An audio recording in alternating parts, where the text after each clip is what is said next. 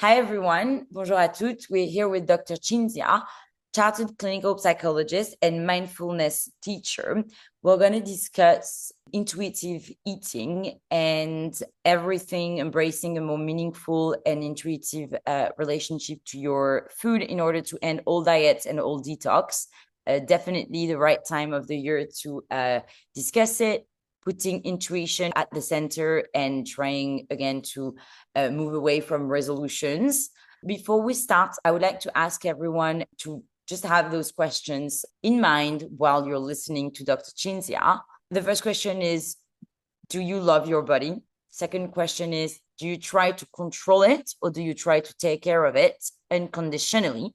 Are you afraid of getting bigger? And last question, do you intuitively start eating and end eating, or do your mind tells you when to start and when to stop? Just those questions. And then maybe, Cinzia, you can reintroduce yourself. Of course, and thank you for having me here, Matilda.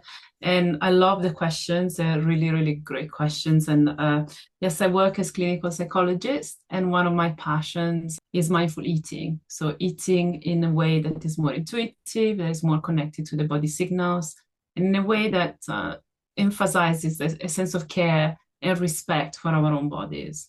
Yes, and exactly, I really like what you said about, do you try to control the body?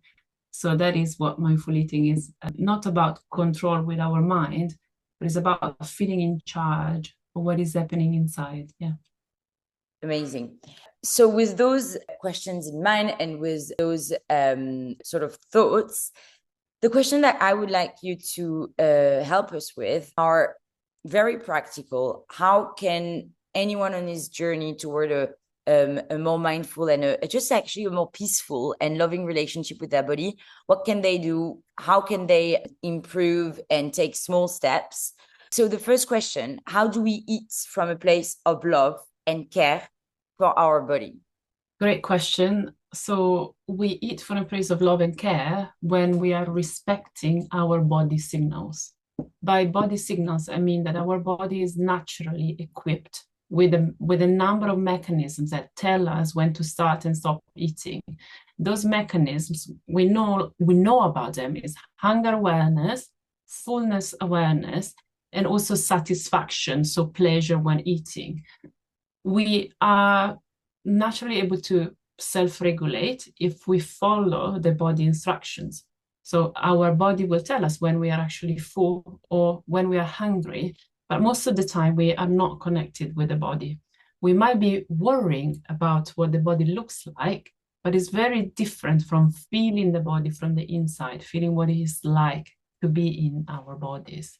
So that's the first thing. And the second thing I would say is we also, in order to connect to the body and to eat in a way that is more compassionate, we really have to develop this ability to accept the here and now.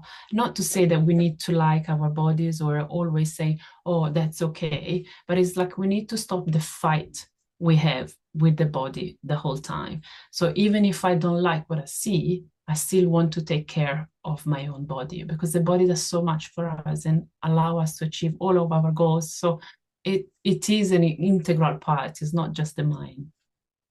I think also in other areas of our life, we understand that the more love we put in a project, the more care we put. Like, let's say when you're a mother and you're caring and loving your child, you can see how they blossom.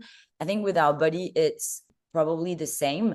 And to your point, our body is literally carrying us all day and enables us to be. So, how do we sort of embrace a love paradigm when it comes to eating? What are the little like exercises that we can practice on a daily basis with each meal in order to grow this love relationship as opposed to like a controlling and fear actually relationship? Because often when you control is because it stems back from fear, your fear of getting bigger. And actually what prompted this very conversation, Cinzia, is that I received in the same day 3 messages from women saying, oh, when I see you, I feel I can get pregnant because it doesn't mean getting fat. And I was like, that is the thing. No, but that's true. And if they say that and dare to say it, a lot of women I know, they're scared of becoming mothers because they're like, it's going to be the end of my, beauty, or it's the end of my skinny time, when actually it's quite the opposite. For me, at least was the opposite, because I started loving my body. And when you put love at the center, because your body is doing such amazing things, then you start actually loving relationships. So how can we like practice it? I think the difficulty with the body is that we don't trust our bodies, and that's why we kind of need to control it mentally, like in a way that is cognitive, but it's not what we actually need. So that trust can be built by doing simple exercises. For example, we might sit before eating for a few moments and checking in with our stomach. The stomach is the most important part. The stomach has all the start and stop signals. So if I feel that there is space in my stomach, imagine sometimes a tube of tennis balls, and like how many tennis balls can I fit in, in this moment? But also when I sit, I need a second to check in, a little pause to say, what is actually going on with me? Am I fully there? Am I fully present? Because sometimes we start eating, but we want to get on with the meeting. We are dealing with something else and looking after the children at the same time, or whatever we need to be there with our mind, including when we are sometimes eating, when we are emotionally overloaded or overwhelmed. And even there, you can already imagine that when you start worrying about something, you're not in the present. So you can't know what the body is up to.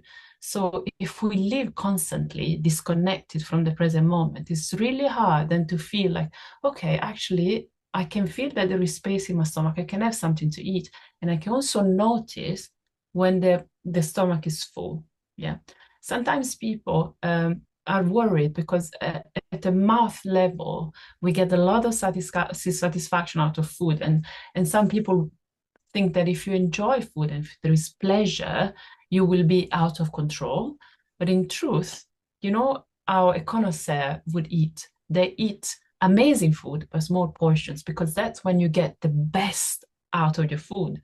Because your taste buds work best if they have small amounts of food and you really take them in. So when people believe or tell me, I love food too much and therefore I cannot stop, it's quite the opposite. You don't enjoy it enough, so you cannot stop because you chase the flavor, you chase that excitement. When you're actually present, naturally, evolutionarily, our taste buds stop tasting the food after 5, 6 bites. So there is no dangers of overeating because you were like, you know what, I don't really need it now. I don't really want it. Or you might want to move to a different food. So if we actually have a chance to experiment, that the stomach will tell us, our mouth will tell us, we can trust the body. That's the problem. It's like if we don't allow that to happen, or we don't allow ourselves to be present, it's really hard to trust. The body becomes something that is unsafe and makes us feel like And the enemy as uncomfortable. well. And the enemy, because you're trying to control it when you should be grateful. I was also, when you have kids and you're trying to teach them how to eat, one thing that I found very helpful, again, because we have girls, and we know that because the way society is organized, you don't want your kids to struggle with food. So I put back also gratitude in at the very beginning and at the center, which in a lot of cultures is actually very normal, but not in our culture anymore. So, we're grateful. We're grateful we actually had this food on our table. We're grateful for whoever grew it, whoever cooked it. And then, therefore, we start coming from a place of gratitude, love, and then it sort of like spreads to the body as well. You're eating in a space where you're actually happy, which I believe is very different than when you're like stressed because, oh my God, Yeah. like I have food in front of me. Like, what if I stop eating? Yeah, exactly. And also, it's a form of respect. When you're hungry and you eat, you're respecting your body. And when you're full and you stop, you are respecting your body. But you're also respecting the food you have, by eating when you're hungry and not, for example, overeating. Because when we overeat, there is an impact on many other things also these days, in other cultures. So there is an ethical aspect as well of eating mindfully and with awareness. But again, when I eat, I think, how am I impacting my body with this food? And that is the care. Mm. What am I doing to my body? Because if I stress my stomach by eating tons and tons of food, I will not love it. My body will not feel okay. No, it actually doesn't feel good. And I was listening to a chef podcast also saying that, the French cuisine and maybe the Italian has moved to like a way when you cook, you of course you take care of the experience in the moment, but you also try and factor in how are you going to feel afterwards. If it's a great food experience, but then you're struggling for like 5 hours after, then it's not a great experience. 100%. And also considering that most of us have an all or nothing approach with food. Yeah. So I do everything right or I do something wrong and then I've blown it and, I might well go all the way, which is also not useful because we know on average a person makes 200 choices a day around food. So even if we make a few wrong that we're not happy with, we have so many more choices that we can rectify, but without going crazy about it. That's a very important point. Sometimes when we have a meal that we're not happy about, it's like we get our attention, we get this tunnel vision. Oh, I've overeaten, I'm not happy with this. But we can zoom out. You can have a meal like that, and your life goes on. Your body will tell you what to do. No panic. Yeah. I think there is a matter of making food the enemy and some sorts of families of food the enemy. So again, when we eat them, like let's say you're having a pizza, enjoy the slice. Most likely you don't need 10 pizza. Maybe like one or two slices are actually going to be enjoyable. Past that, you're just stuffing yourself really. And also you just sort of like taking advantage of the moment because control barrier is lifted. So your body is like, let's have everything, but you're just not really enjoying. So I think there's also a case of like just appreciating things via being present and also not making food the enemy. Like if you had a Yeah. pack of crisps, it's not the best. Okay, that's fine, but not the end of the world either. And the more you think about it, the more it actually creates a problem. Absolutely. There is a forbidden fruit effect, right? It becomes something that, what you resist persists. So it becomes like, oh, the only thing you can think about actually, or this sort of escape that you have sometimes. But to be honest, there is no right or wrong way to eat. There is awareness of your body and what is going on around you and in your mind when you're eating.